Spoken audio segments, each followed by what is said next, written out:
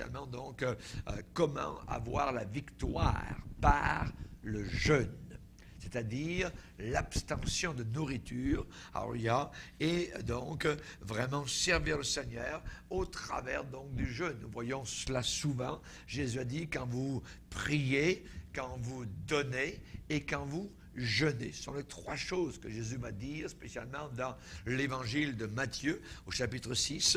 Et nous allons nous arrêter sur ce qu'il a donné comme conseil quand nous jeûnons. Dans Matthieu 6, verset 16, le Seigneur va dire « Lorsque vous jeûnez, ne prenez pas un air triste comme les hypocrites qui se rendent le visage tout défait pour montrer aux hommes qu'ils jeûnent. Je vous le dis en vérité, ils reçoivent leur récompense. Mais quand tu jeûnes, parfume ta tête, lave ton visage, mets un beau sourire, afin de ne pas montrer aux hommes que tu jeûnes, mais à ton Père qui est là dans le lieu secret. Et ton Père qui voit dans le secret te le rendra. Amen, te le rendra. Donc, il y a le jeûne personnel, voyez, personnellement, quand on est tout seul, qu'on désire jeûner, ça peut être une journée, 2 jours, ça peut être une semaine, ça dépend. Voyez, on peut jeûner plusieurs semaines en ayant toujours évidemment du liquide dans le corps. Il y a des gens parfois qui ont jeûné, qui ont arrêté de boire et manger. Et il y en a qui sont morts.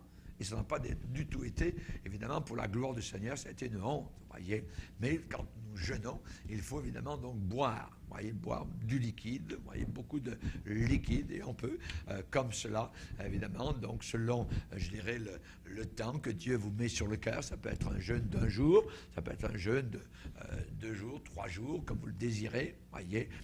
Au bout d'un certain nombre de jours, le corps se nettoie. Je dirais, il y a un système qui se met en branle pour nettoyer notre corps, donc au travers du jeûne, et en même temps que nous prions, évidemment, donc nous, c'est une sorte de thérapie en même temps corporelle, voyez. Et il y a des gens qui ont jeûné parfois assez longtemps, qui ont jeûné parfois 1 mois, donc de temps, et qui ont vu certaines de leurs maladies complètement disparaître, voyez. Et cela, évidemment, souvent est renié dans le monde dans lequel nous vivons. Les gens ne le savent pas, ils ont peur que les gens meurent, voyez.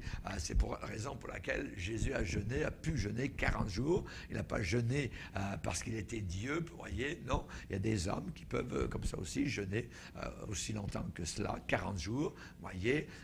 Et évidemment, le corps s'émassit, le corps diminue, la partie graisseuse, je dirais, diminue, mais il y a en même temps donc un renouvellement dans l'esprit, et il faut évidemment savoir s'arrêter aussi, voyez, et ne pas manger d'un coup. Donc un bon steak arrive à un moment donné où le corps de nouveau à faim.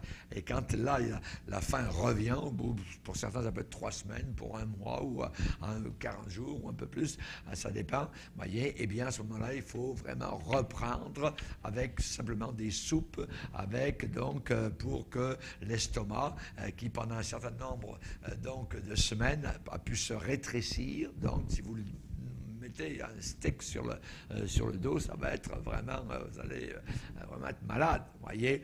Donc, il faut retourner tranquillement, donc, parce que c'est pour ça que la raison pour laquelle dans la Bible, il est dit qu'après 40 jours, le Seigneur eut faim.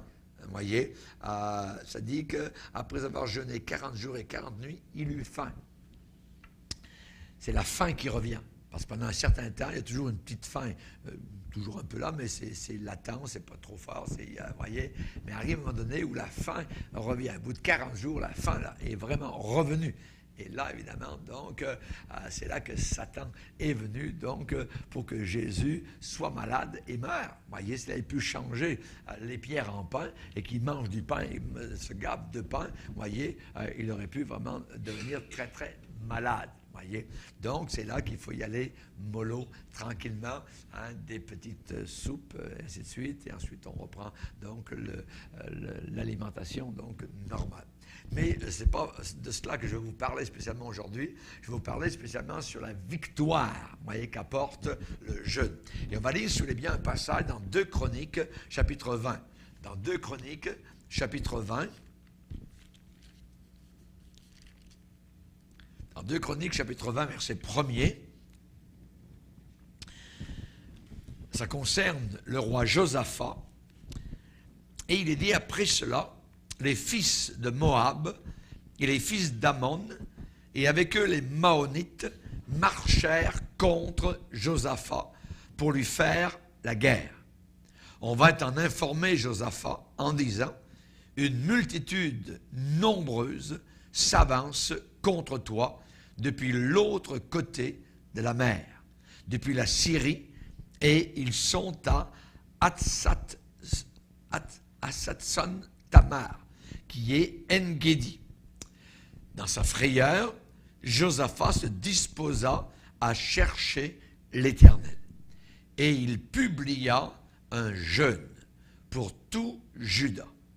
Juda s'assembla pour invoquer l'Éternel, et l'on vint de toutes les villes de Juda pour chercher l'Éternel. Josaphat se présenta au milieu de l'assemblée de Juda et de Jérusalem, dans la maison de l'Éternel, devant le nouveau parvis.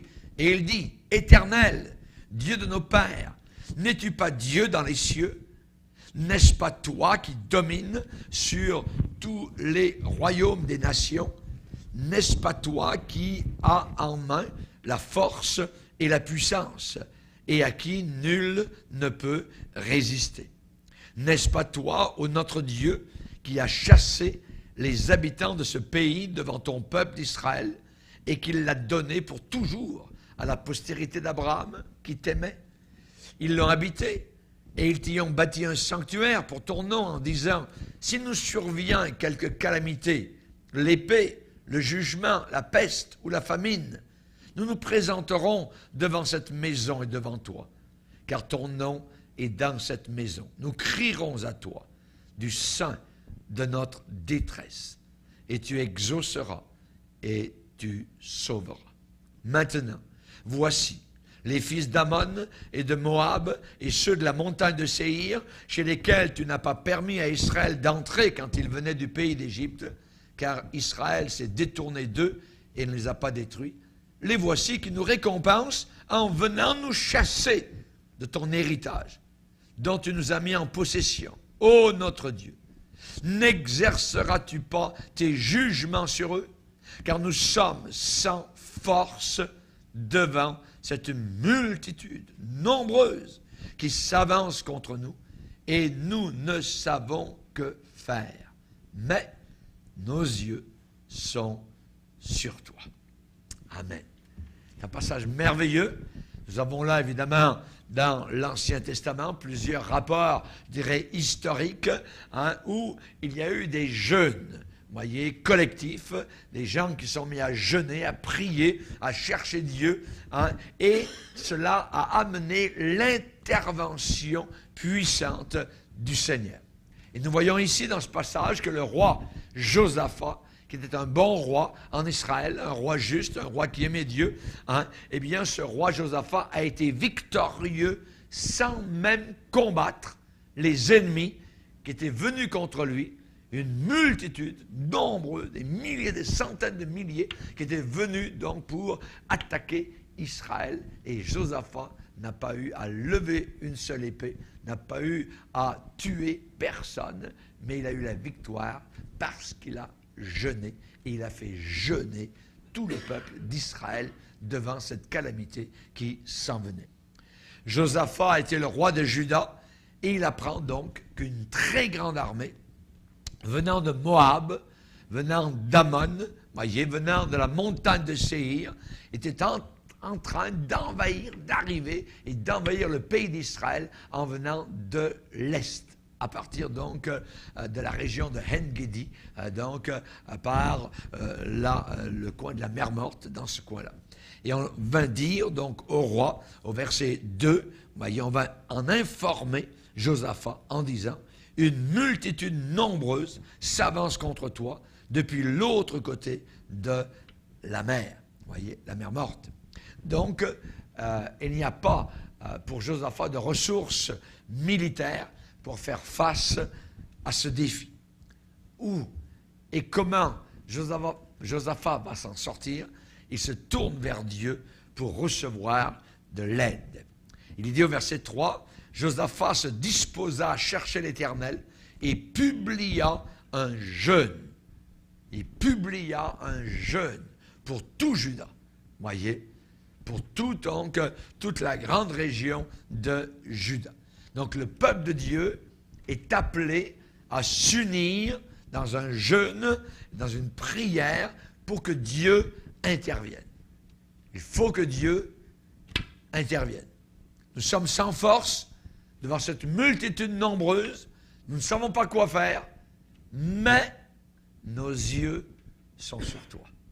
Nos yeux sont sur toi. Voilà la réponse à beaucoup de problèmes. Dans beaucoup de nos problèmes encore aujourd'hui, nous ne savons pas quoi faire. Une multitude de problèmes nous arrivent de tous bords, de tous côtés. Parfois même le chrétien peut avoir un temps tranquille, un temps de paix, mais soudain, voilà que l'ennemi surgit. Et il arrive pour essayer de détruire. Voyez? Et comme ici avec les Moabites, avec les Ammonites, avec les Maonites. Et ils arrivent comme ensemble, ils se réunissent tous ensemble, et ils arrivent pour envahir donc le pays d'Israël.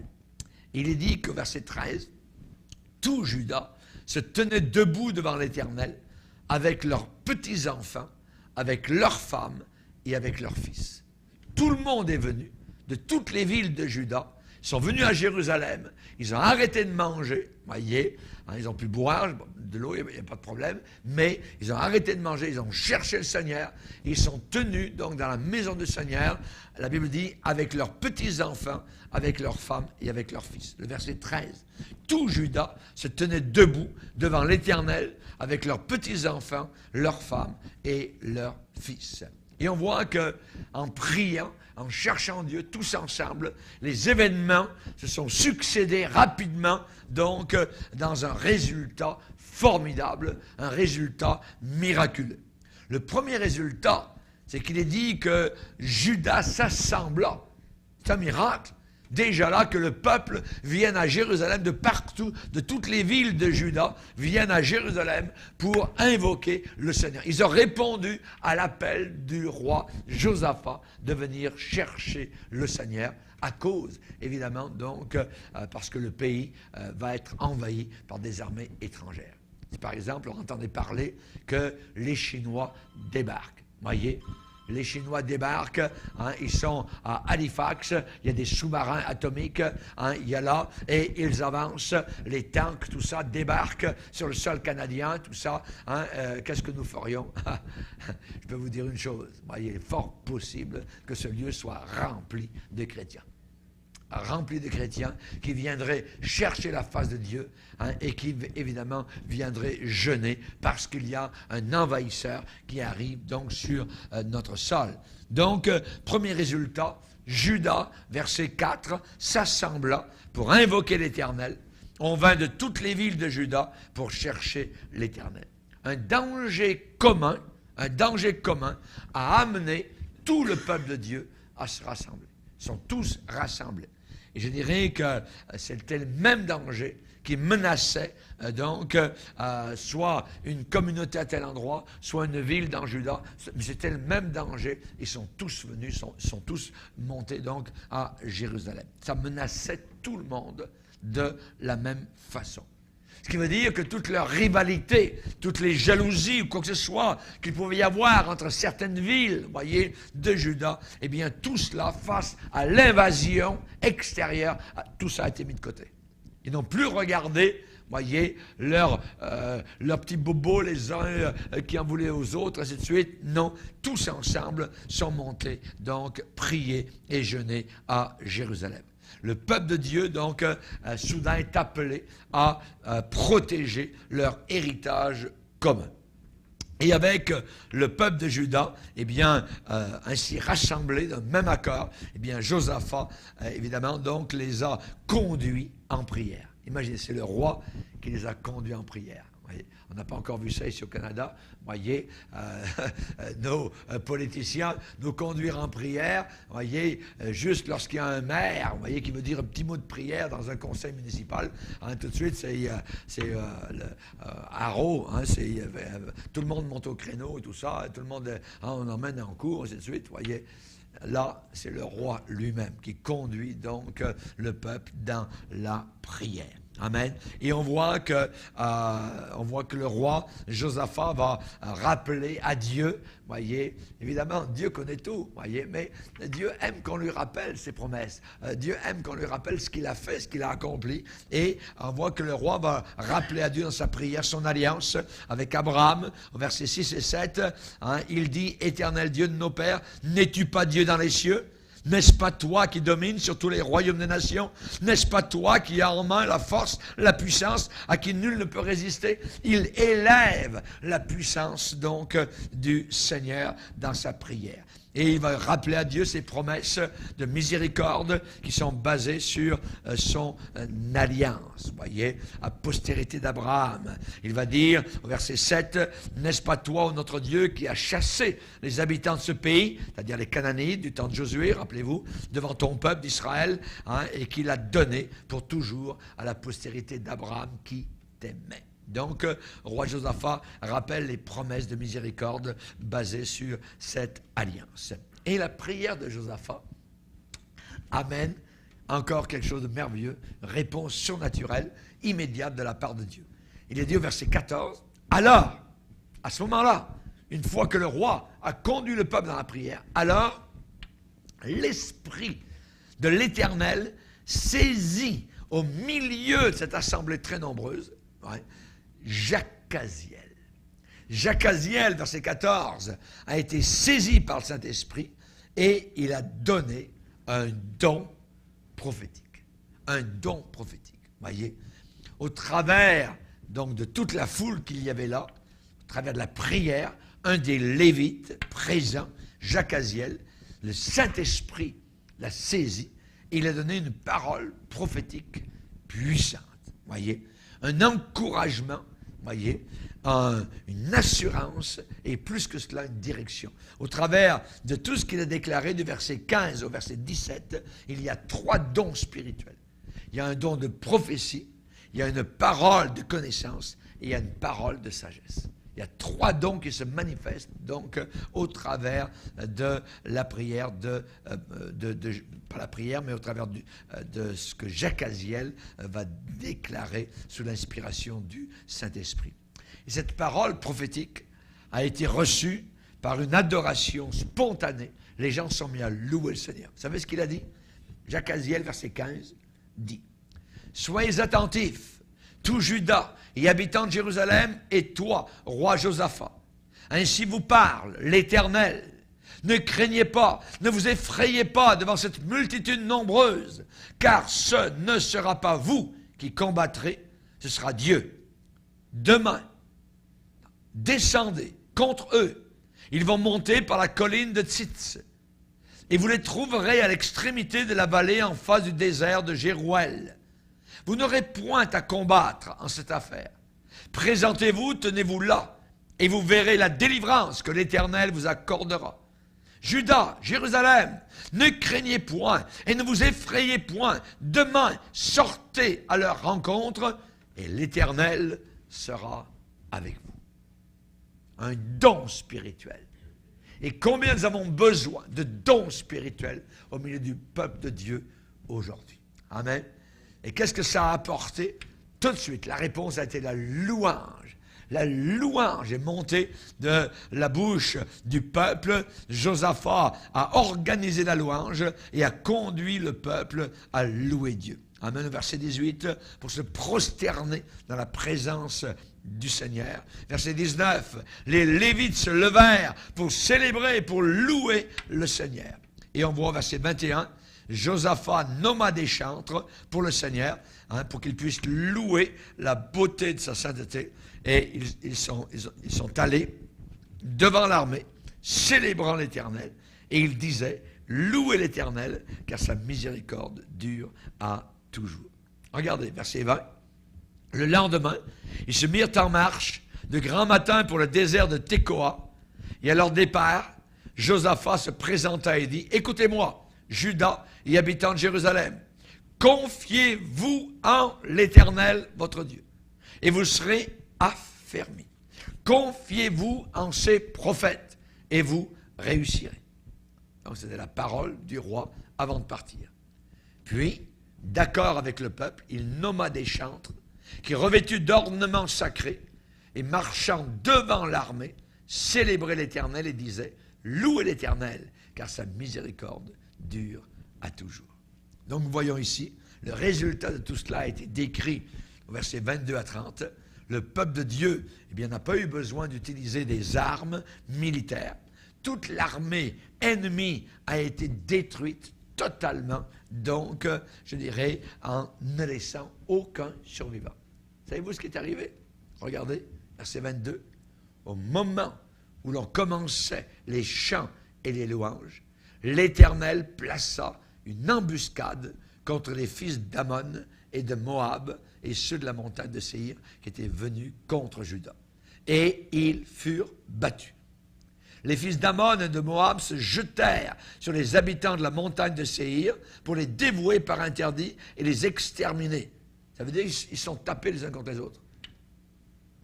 Tout d'un coup, ça, voyez, ça a tout viré à l'envers, leur affaire, voyez.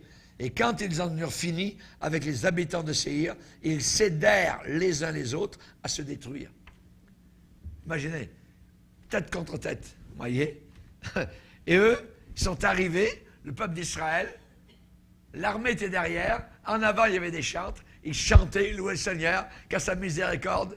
Et quand ils sont arrivés sur le haut d'une colline, ils ont regardé en bas, c'est tout des corps morts. Tout était fini. Ils venaient tous de se tuer les uns les autres. Voyez, le Saint-Esprit avait dit, allez-y, vous n'aurez pas à combattre cette affaire. Notre Dieu est un Dieu de merveille, un Dieu tout-puissant. Il répond au jeûne et à la prière. Ils avaient jeûné, ils avaient prié, ils avaient demandé l'aide donc du Seigneur. Et tout ce que le peuple de Dieu a dû faire, eh bien, ils ont passé 3 jours à récolter le butin. Pendant 3 jours, ils ont récolté le butin. Vous voyez, tout le butin qu'il y avait, il y avait des richesses parmi les ennemis qui étaient venus contre Israël. Et c'est eux qui ont ramassé donc tout cela. Ça a pris 3 jours, imaginez. Il est dit que personne n'avait échappé, au verset 24. Ils sont retournés à Jérusalem, pimpant, ils sont retournés avec triomphe. Ils sont allés louer le Seigneur dans la maison du Seigneur à Jérusalem. Regardez, verset 25. Lorsque Juda fut arrivé, verset 24, lorsque Juda fut arrivé sur la hauteur d'où l'on aperçoit le désert, ils regardèrent du côté de la multitude et voici c'était des cadavres étendus à terre. Et personne n'avait échappé. Josaphat et son peuple allèrent prendre leurs dépouilles. Ils trouvèrent parmi les cadavres d'abondantes richesses et des objets précieux et ils en enlevèrent tellement qu'ils ne purent tout emporter. Ils mirent 3 jours au pillage du butin, car il était considérable. Le 4e jour, ils s'assemblèrent dans la vallée de Beraka, où ils bénirent l'Éternel. C'est pourquoi ils appelèrent ce lieu vallée de Beraka, nom qui lui est resté jusqu'à ce jour. Ça veut dire bénédiction. Nom qui lui est resté jusqu'à ce jour. Tous les hommes de Juda, de Jérusalem, ayant à leur tête Josaphat, partirent joyeux, on comprend, pour retourner à Jérusalem. La prière et le jeûne finissent toujours par la joie. Voyez, vous revenez avec joie parce que Dieu va répondre à votre prière. Alléluia. Ils retournèrent joyeux, voyez, pour retourner à Jérusalem, car l'Éternel les avait remplis de joie en les délivrant de leurs ennemis. Ils entrèrent à Jérusalem et dans la maison de l'Éternel, au son des luttes, au son des harpes, au son des trompettes. La terreur de l'Éternel s'empara de tous les royaumes des autres pays, lorsqu'ils apprirent que l'Éternel avait combattu contre les ennemis d'Israël. Et le royaume de Josaphat fut tranquille, et son Dieu lui donna du repos de tous côtés. C'est merveilleux, amen. On voit qu'ils ont béni l'Éternel à voix haute, à grand remerciement. Ils sont retournés à Jérusalem, ils sont allés dans le temple. Ils disaient, Seigneur, c'est merveilleux, tu es merveilleux. Tu as entendu nos prières, tu nous as donc répondu. Et l'impact, cette grande victoire surnaturelle, a été ressenti par toutes les nations environnantes. par toutes les nations, donc environ, à peu près comme la guerre des 6 jours, voyez, ils étaient venus de partout contre Israël, ils sont tous repartis, voyez, parce que Dieu se tient pour son peuple, voyez. Donc ça dure quelques années, puis ensuite ils ont une nouvelle idée, on va attaquer Israël, voyez. Puis encore là, ils sont toujours vaincus, parce que Dieu se tient pour Israël. Amen, gloire au Seigneur. Que Dieu soit béni. Qu'est-ce que ça nous dit à nous spécialement? Eh bien, aujourd'hui, autour de nous, il y a des forces antichrétiennes qui travaillent. Il y a des forces antichrétiennes qui sont à l'œuvre dans le monde d'aujourd'hui. Et évidemment, donc, et c'est aussi important que ces 3 armées qui étaient venues contre Israël, qui avaient menacé Juda à l'époque de Josaphat. Et on sait que ces forces contre nous aujourd'hui sont unies dans la haine. Ils sont unis dans la haine par rapport uniquement à Jésus. Ils le haïssent. Ils n'aiment pas Jésus. Et toutes les forces diaboliques qu'il y a dans le monde s'unissent contre donc Jésus-Christ, envers tous ceux qui aiment et qui servent vraiment donc le Seigneur Jésus-Christ. Rappelons-nous que le Seigneur a dit dans Matthieu 24, vous serez haïs de toutes les nations à cause de mon nom, le nom de Jésus. Parlez de Dieu à quelqu'un, aucun problème. Parlez de Jésus. Vous allez voir les démons sortir de leurs yeux. Vous allez voir vraiment comment ils haïssent le nom de Jésus-Christ. Hein? Donc, le Seigneur a déclaré. Il a dit, on va le lire si vous voulez bien dans Matthieu 10. Regardez dans Matthieu chapitre 10, verset 21. Le frère livrera son frère à la mort et le père son enfant. Les enfants se soulèveront contre leurs parents et les feront mourir. Vous serez haïs de tous à cause de mon nom. Mais celui qui persévérera jusqu'à la fin sera sauvé. Quand on vous persécutera dans une ville, fuyez dans une autre. Je vous le dis en vérité, vous n'aurez pas achevé de parcourir les villes d'Israël que le Fils de l'homme sera venu. Le disciple n'est pas plus que le maître, ni le serviteur plus que son Seigneur. Il suffit au disciple d'être traité comme son maître et au serviteur comme son Seigneur. S'ils ont appelé le maître de la maison Belzébul, Satan, à combien plus forte raison appelleront-ils ainsi les gens de sa maison? Ne les craignez donc pas, car il n'y a rien de caché qui ne doive être découvert. Rien de secret qui ne doive être connu. Ce que je vous dis dans les ténèbres, dites-le en plein jour. Ce qui vous est dit à l'oreille, prêchez-le sur les toits. Ne craignez pas ceux qui tuent le corps et qui ne peuvent tuer l'âme. Craignez plutôt celui qui peut faire périr l'âme et le corps dans la géhenne. C'est-à-dire craindre Dieu. Voyez. Ne vend-on pas 2 passereaux pour un sou? Cependant, il n'en est pas un. Cependant, il n'en tombe pas un à terre sans la volonté de votre Père. Et même les cheveux de votre tête sont tous comptés. Ne craignez donc pas, vous valez plus que beaucoup de passereaux. Amen. C'est pourquoi quiconque me confessera devant les hommes, je le confesserai devant mon Père qui est dans les cieux.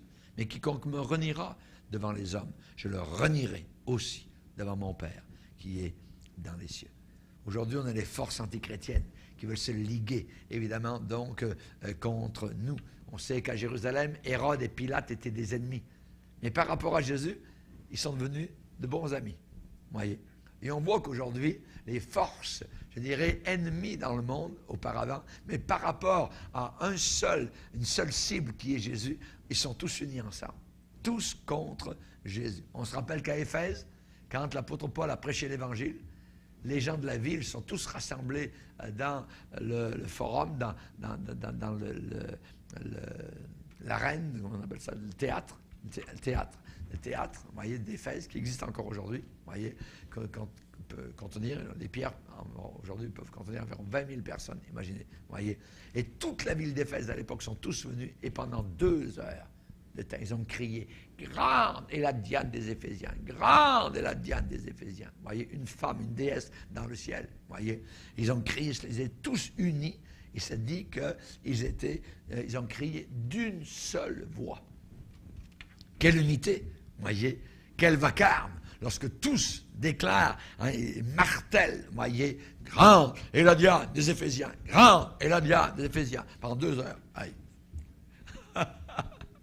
Imaginez, c'est quelque chose, voyez. Et aujourd'hui, on voit eh bien, que les gens de plus en plus vont se liguer contre ceux qui s'appellent chrétiens.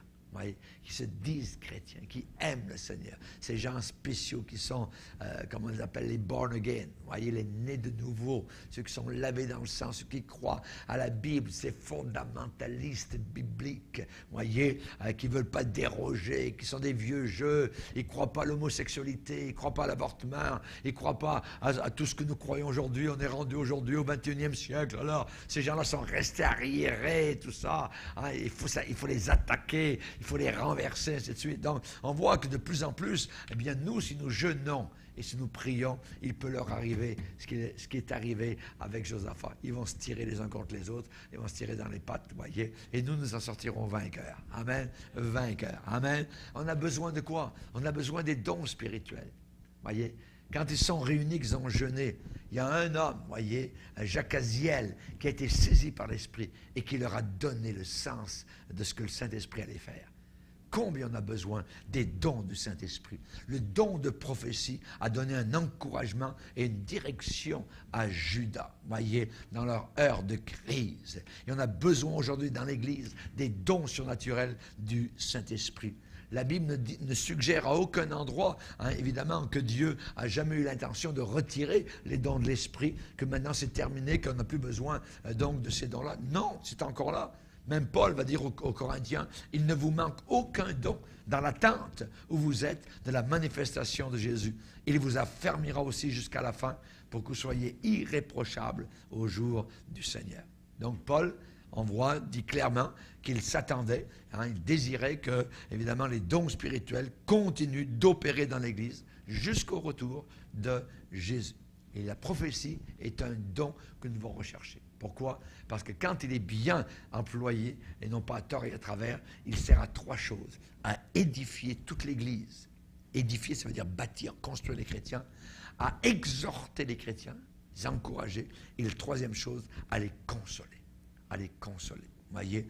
Et on voit évidemment qu'on a besoin de cela. Philippe, qui était un homme de Dieu dans les Actes des Apôtres, il avait 4 filles. Il a dit que ces 4 filles étaient remplies du Saint-Esprit et elles prophétisaient.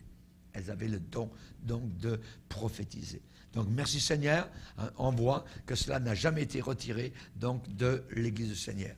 Et je dirais en terminant que la suprématie eh bien, revient toujours, le haut du pavé revient toujours à la puissance spirituelle sur la puissance charnelle. C'est la puissance spirituelle qui est au-dessus de la puissance charnelle. Les armes avec lesquelles nous combattons ne sont pas charnelles, va dire l'apôtre Paul, mais elles sont puissantes pour renverser des forteresses, renverser des puissances diaboliques, renverser l'erreur, renverser les faux docteurs, renverser donc tout ce qui n'est pas de Dieu. Les armes avec lesquelles nous combattons ne sont pas charnelles, mais elles sont puissantes. Amen. Il y a 2 sortes d'armes sur la terre. Il y a les armes spirituelles et les armes charnelles. Et les ennemis de Josaphat, qui sont venus, les Ammonites, les Moabites, ainsi de suite, ils sont venus avec des armes, avec des couteaux, ils sont venus avec des épées, ils sont venus donc pour tuer, voyez. Et les ennemis de Josaphat, donc, se sont appuyés sur des armes charnelles. Mais qu'est-ce qu'a fait Josaphat? Il n'a pas été voir spécialement l'armée en disant « Hey les gars, il faut sortir les canons, il faut sortir toutes nos armes. » Non, non. Jeûner et prier. Le jeûne et la prière. Voyez, Josaphat et son peuple ont utilisé uniquement des armes spirituelles. Spirituelles, voyez. Quand Pharaon était derrière, en train de courir derrière Moïse et le peuple d'Israël, il y a 3 millions de personnes qui sont là. Voyez, ils sont acculés complètement contre la mer Rouge. Le spirituel a eu la victoire. La mer s'est ouverte. Voyez, paniquez pas, regardez aujourd'hui la délivrance que l'Éternel va opérer, a dit Moïse. À Jéricho, est-ce qu'ils ont commencé à monter dans la ville pour essayer de tuer les gens de Jéricho? Non. Tourner autour, chanter, louer le Seigneur. Ils ont loué et les murailles sont tombées. Et ici, c'est encore pareil. Le spirituel est plus fort que le charnel, qu'évidemment, que toute la puissance charnelle. Les résultats du conflit, eh bien, c'est que la suprématie absolue, eh bien, revient au spirituel sur le charnel. Résumons, en terminant, quelles ont été les armes spirituelles que Josaphat a utilisées? Le jeûne général. Tout le monde, on arrête de manger. On prie. On se met devant le Seigneur. On s'humilie devant Dieu. On demande pardon pour nos péchés. Voyez, il y a un danger extérieur terrible. Voyez, on prie pour les nôtres. On prie pour nos enfants. On prie pour nos conjoints. On prie pour vraiment que le Seigneur puisse les sauver. Ils étaient devant le Seigneur avec leurs femmes, avec leurs petits-enfants, voyez, et avec leurs enfants. Ça veut dire que même les petits étaient là, debout devant l'Éternel, devant le danger. Voyez, prière unie. Ensuite, il y a eu les dons surnaturels du Saint-Esprit. Une arme puissante, le don du Saint-Esprit. Voyez, alors le Saint-Esprit a saisi Jacques Aziel. Amen. Et ensuite, il y a eu adoration publique, louange. Et ensuite, ils sont partis à aller rencontrer les ennemis. Ils sont partis avec en avant les chantres, voyez, qui chantaient et qui disaient « L'Éternel est puissant, grande est sa miséricorde durera toujours. » Vous allez faire face aux nazis, voyez, vous allez faire face aux mitrailleuses, ou comme ça, en louant le Seigneur, en bénissant Dieu. Oui. Ça paraît complètement insensé, mais c'est la puissance de Dieu qui a eu la victoire. Amen. Que Dieu soit béni. Adoration publique et louange. Les vrais adorateurs que le Père recherche. Je m'écris, a dit David, loué soit l'Éternel, et je suis délivré de tous mes ennemis. Ceux-ci s'appuient sur leurs chars, ceux-là là-bas s'appuient sur leurs chevaux. Nous invoquons le nom de l'Éternel. Eux, ils plient et ils tombent. Nous tenons debout et nous restons fermes. Amen. N'allons pas chercher de l'aide en Égypte, dans le monde. Non. Amen. Et il y a des victoires aussi puissantes que celles de Josaphat qui sont gagnées par le peuple du Seigneur aujourd'hui, quand on se met dans le jeûne et dans la prière. Amen. Lâchons pas. Lâchons pas. Tenons-nous dans le Seigneur. Il y a des grandes victoires qui s'en viennent pour ceux qui osent demander l'impossible au Seigneur. Amen.